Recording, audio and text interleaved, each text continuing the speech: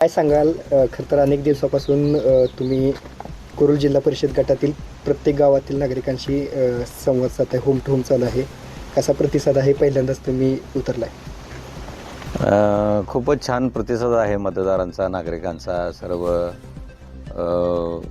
तरुण पिढीपासून वयस्कर लोकांचा. त्यांना एक आपल्या भागातला एक चांगला एक प्रतिनिधी या भागातनं, कुरुल जिल्हा परिषदमधनं निवडून द्यायची एक त्यांची मनापासून इच्छा आहे सर्व मतदारांची. त्यामुळं मी सर्व मतदारांची घरोघरी जाऊन भेटीगाठ घेत आहे, सर्व भगिनींना भेटत आहे, सर्व मतदारांना पर्सनली भेटून त्यांची विचारपूस करत आहे.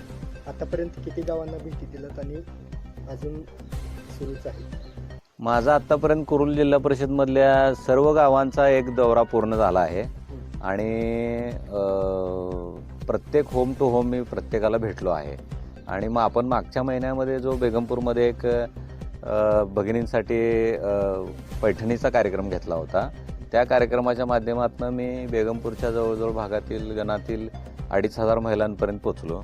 आणि तसाच कार्यक्रम आपण कुरुलमध्ये पण घेतला. कुरुलमध्ये तर 3500 महिला त्या कार्यक्रमाला आल्या होत्या. खूप त्यांनी त्याचा आनंद घेतला. आणि ज्यावेळी मी आता घरी जाऊन त्यांना भेटतोय तर त्यांच्याकडून खूप पॉझिटिव्ह प्रतिक्रिया येतात की दादा, तुमच्यामुळं आम्हाला हा कार्यक्रम मिळाला, घरातून बाहेर पडायला मिळालं आणि एक आम्हाला आनंदाचा क्षण अनुभवता आला या रोजच्या रहाटगाडग्यातून, अशी त्यांची प्रतिक्रिया. खरं तर आजपासून फॉर्म भरायची पण मुदत सुरू झालेली आहे. 30 तारीख लास्ट असेल. तुम्ही कधी फॉर्म भरणार? पालकमंत्री साहेबांशी माझा फोन झाला होता, तर ते कालच महापालिकेच्या निवडणुकीतून फ्री झाले आहेत. तर आज संध्याकाळी माझे जिल्हाध्यक्ष शशिकांत नाना चव्हाण साहेब यांच्याशी बोलणं होईल आणि पालकमंत्री साहेबांशी आज बोलून आम्ही अर्ज भरायची तारीख फायनल करतोय.